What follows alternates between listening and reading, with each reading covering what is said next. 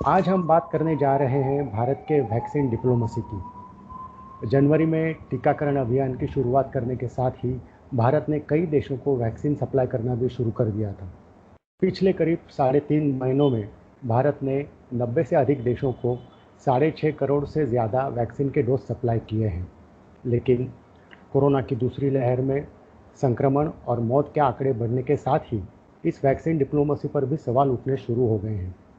इन सब मुद्दों पर बात करने के लिए आज हमारे साथ हैं पूर्व राजदूत अनिल त्रिगुणायत जी, जो जॉर्डन, लीबिया और माल्टा जैसे देशों में भारत के राजदूत रह चुके हैं। त्रिगुणायत जी, कूटनीति में आपका स्वागत है। धन्यवाद। नमस्कार। नमस्कार। मेरा पहला सवाल है, कोरोना की दूसरी लहर में वैक्सीन डिप्लोमेसी पर कितना असर हुआ है और फिलहाल जो स्थिति है उसमें आप वैक्सीन डिप्लोमेसी को कहाँ देखते हैं? देखिए, वैक्सीन डिप्लोमेसी जो है वो कोई ऐसी बड़ी बात नहीं है कि आप अपने देश की ज़रूरतों को छोड़ करके दूसरे देशों के पीछे जा रहे हैं। एक चीज़ हमको ये मानना पड़ेगा कि जैसे पैंडेमिक है या टेररिज्म है या क्लाइमेट चेंज है, ये ऐसी चीज़ें हैं जो किसी बॉर्डर्स के अंदर प्रभावित नहीं रहती हैं। उनके लिए कोई जगह इसलिए ज़रूरी है कि दुनिया में हर जगह इसका इलाज साइमल्टेनियसली हो जिसके पास पॉसिबिलिटी है। दूसरी चीज़ ये है कि दुनिया जानती भी है और ये माना जाता है और हम लोग खुद भी जानते हैं कि आज से नहीं, हम दशकों से अफ्रीका को अपना फार्मेसी सप्लाई कर रहे हैं। जितने भी तरह की एड हुई या वहाँ पे और तरह की जो संक्रामक बीमारियाँ हुई उनसे सबको भारत ने दवाइयाँ प्रदान करी हैं, जाके अपने डॉक्टर्स को भेजा। इसी तरह जब शुरू में ये हुआ तो लोगों को इमीडिएटली लगा कि हाइड्रोक्सीक्लोरोक्विन और पैरास्टामोल की कमी है, भारत बहुत प्रोड्यूस करता है और सबको मदद दी जानी चाहिए ताकि इसको शुरू में रोका जा सके। तो भारत ने एकदम वहाँ 150 मुल्कों को ये उनके रिक्वायरमेंट के हिसाब से प्रोवाइड किया। भारत में तब तक ये नहीं हुआ था। दूसरी तरफ साइमल्टेनियसली हमारे यहाँ क्या हुआ कि जैसे वैक्सीन का जब उत्पादन है उसमें भी कहते हैं कि भारत वैक्सीन हब है दुनिया का। तो जब हमारे पास एक तरह की एक खासियत है, हमारी हमारी अपनी एक क्षमता है, तो उसके लिए जो वहाँ की ऑक्सफोर्ड एस्ट्राजेनेका जो है वैक्सीन यूके की, उन्होंने भारत को हाँ। कॉन्ट्रैक्ट दिया कि आप यहाँ पर सबसे ज़्यादा सब प्रोड्यूस करेंगे। तो लेकिन जब आप जानते हैं कि जिस वक्त ये प्रोडक्शन एक्ट वगैरह साइन होते हैं, क्योंकि सीरम इंस्टीट्यूट एक फैक्ट्री है, ठीक है, लेकिन जो कंट्री आपके यहाँ बनाना चाहता है तो आपकी कॉन्ट्रेक्चुअल ऑब्लिगेशंस भी होते हैं। दूसरे हाँ। ये कि चूंकि कोवाक्स और गावी इस तरह की जो इंटरनेशनल फैसिलिटीज और डब्ल्यूएचओ और ये सबको लगा कि ये पैंडेमिक ग्लोबल है और इसके लिए ग्लोबल फाइट की आवश्यकता है, तो इसलिए भारत ने उसको सप्लाई करना शुरू कर दिया।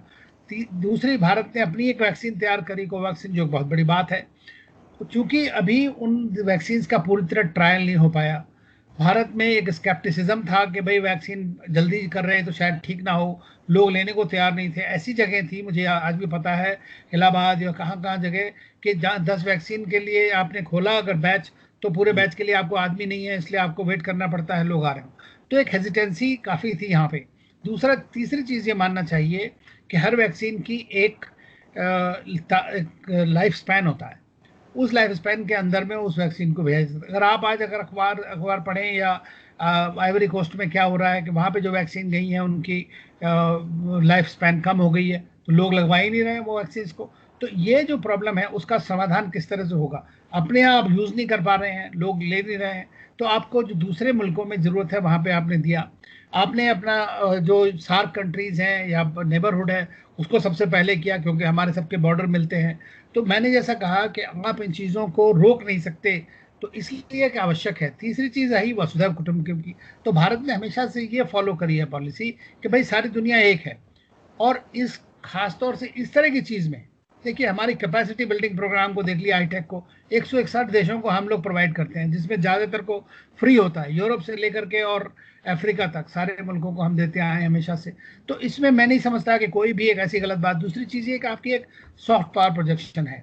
और सबसे बड़ी इंपॉर्टेंट चीज़ जो लोग छोटे मायोपिक वे में भूल जाते हैं कि देखिए, ग्लोबल वैल्यू और सप्लाई चेन्स की हम जब बातें कर रहे हैं, तो भारत के पास कहीं पे कोई ग्लोबल वैल्यू सप्लाई चेन में आपका स्थान नहीं है। पहली बार आपको एक मौका मिला है कि कोई वैक्सीन के जरिए आप दुनिया की एक ग्लोबल वैल्यू सप्लाई चेन में रिलायबल और रोबस्ट सप्लायर हो सकते हैं। तो ये एक मैं समझता हूँ कि हमारे देश के लिए एक बड़ी बात है। अब रही आगे आ गया कि इस वक्त सेकेंड वेव आ गई, तो अब क्या कर रहे हैं हम, और ये क्या, उस पर क्वेश्चन। तो देखिए क्वेश्चन तो हमेशा उठते हैं। अगर ये आप मान लें कि भारत ने सप्लाई बाहर किया है अपने लोगों को छोड़ के, तो फिर तो कोई डिबेट है ही नहीं। लेकिन वो सच नहीं है। देखिए अब दूसरी चीज, अब आप देखेंगे कि अब लोग कहेंगे कि दूसरे मुल्क तो नहीं करते, तो अब हर एक मुल्क को अपना अपना अलग नजरिया होता है, उसकी अपनी अलग फॉरेन पॉलिसी होती है। और इसीलिए जो एक आप दुनिया में अपनी एक एक तरह से डेवलपिंग कंट्री होने के वजह से भी आपकी इतनी पहुंच है, इतनी इज्जत है बाहर, तो उसका कुछ कारण तो होगा ना। और वो कारण व्यवहार है, आपकी वैल्यू सिस्टम्स है, आपके कल्चर है, कि आप सबको देखना चाहते हैं। और ये अपने लिए भी अच्छा है, क्योंकि अगर मेरा पड़ोसी बीमार है तो मैं ज्यादा दिन तक स्वस्थ नहीं रह सकता हूँ। ठीक है ना।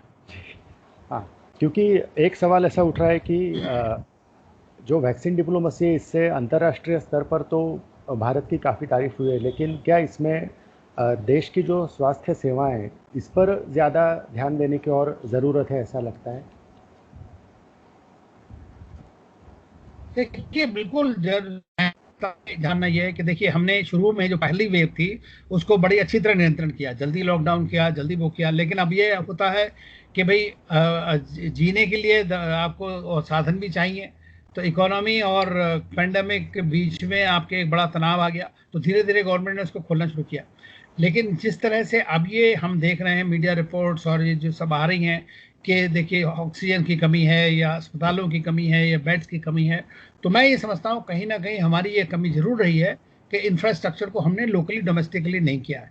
और ये बात अगर आप देखें तो ये हमारी एक कमी है, इसको हमें दूर करना चाहिए। क्योंकि अगर हमारे पास 7-8 महीने का वक्त है, तो उस वक्त जितना मैक्सिमम हम अपना प्रोड्यूस कर सकते हैं, कैपेबिलिटी बढ़ा सकते हैं। अपना बजट में जो है हेल्थ केयर के लिए सबसे ज़्यादा देखिए पेंडेमिक ने आपको ये तो दिखा दिया, अब 100 साल से नहीं हुई थी इस तरह की, लेकिन अब 100 साल में लगता है कि हर 100 साल में होगी। जैसे इकोनॉमिक डाउनटर्न हर 30 साल में हो जाता है, उस तरह से ये भी होगा। तो हमें जरूरत है कि भाई मैक्सिमम जितनी हम अपनी क्षमता बढ़ा सकते हो, क्योंकि हमारे यहाँ कोई छोटी मोटी पॉपुलेशन नहीं है। दुनिया की 1/6 1/6 जिसको कहते हैं, वो इतनी बड़ी पॉपुलेशन है हमारी, 130 करोड़ की। तो किस तरह से हम उनका देखेंगे। जी, क्योंकि जैसे फॉरेन पॉलिसी की बात हुई, तो आज भारत को अपने नागरिकों के लिए वैक्सीन की सबसे ज़्यादा ज़रूरत है।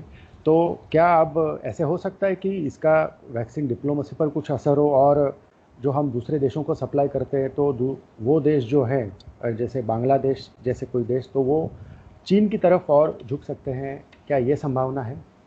देखिए कोई भी देश जो है वो इतनी वैक्सीन प्रोड्यूस नहीं कर सकता आज की डेट में कि वो सबकी क्षमता, सबकी रिक्वायरमेंट्स को पूरा कर सके। कोई भी नहीं। अभी इस वक्त V5 कंट्रीज हैं, 5 देश हैं जो प्रोड्यूस कर रहे हैं, जिन्होंने वैक्सीन का इजाद किया है। उसमें चीन भी एक बड़ा देश है। और चीन के आप ये ना समझे, चीन के ये जितने हमारे नेबर्स हैं वो चीन के भी नेबर्स हैं।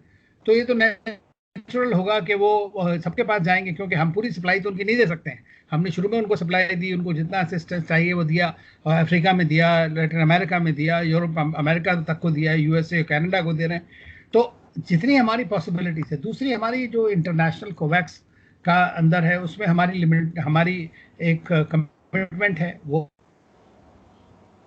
हमें प्रोवाइड करने का। भारत में ये सही बात है कि इस वक्त चूंकि हम 1 मई से एक पूरा 18 साल के ऊपर के सब लोगों का वैक्सीनेशन कर रहे हैं, तो ये जरूरत है कि कुछ महीनों तक भारत की एक्सपोर्ट में थोड़ा लिमिट हो जाएगी। लेकिन जहां पर अर्जेंट रिक्वायरमेंट होगी उसको भारत जरूर मीट करेगा।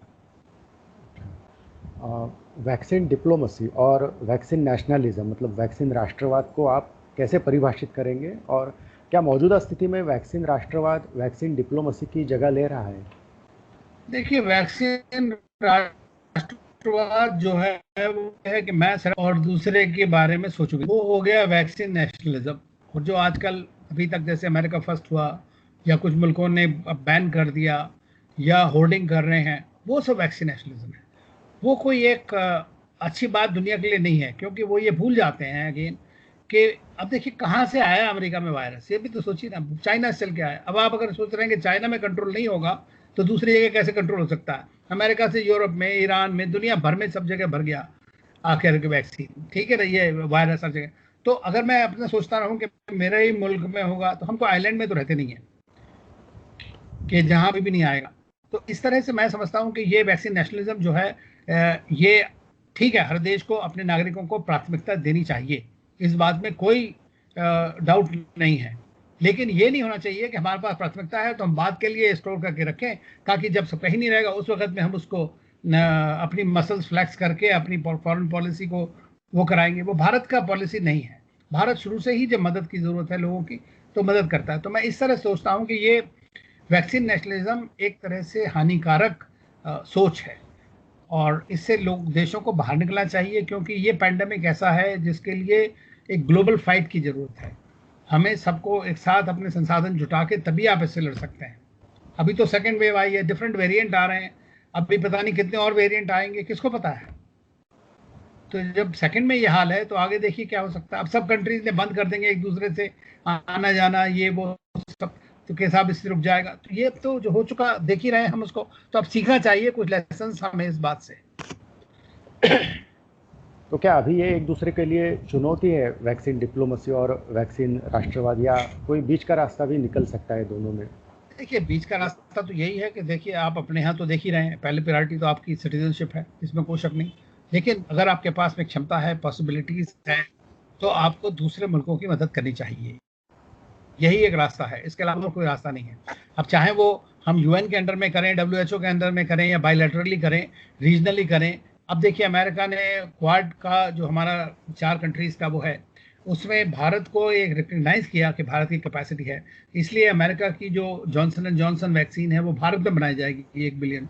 लेकिन वो ये नहीं है कि भारत के लिए होगी, वो तो जब जहाँ उनको जरूरत पड़ेगी अपने देने के लिए, भारत में यूज है तो यूज करेंगे दूसरी जगह। तो इस तरह से ये सब चीजों को हमें सरकार देख रही है, हमें अपनी पॉलिसी बदलने की कोई आवश्यकता।